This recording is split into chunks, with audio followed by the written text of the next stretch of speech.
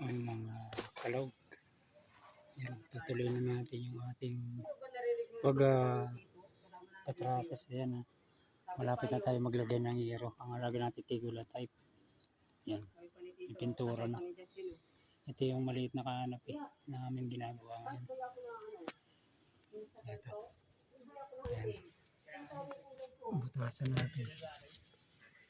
Lalagay tayo na gutter.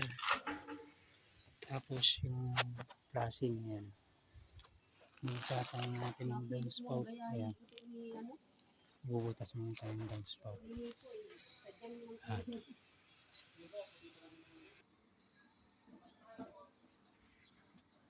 Yung mga loads. Ayan yung mga gutter natin ikakabit. Ayan mga kalaw. Ayan mga gutter tsaka flashing. Napapinturahan na natin para bago ikabit. Ayan mga flashing. Saka gutter. Pinipinturahan na para maganda bago ikabit. May pintura na.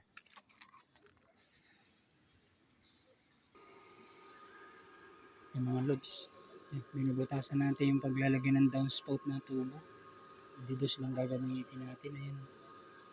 Ayan, sinampera ko lang ang building machine kasi mahirap. Grinder eh.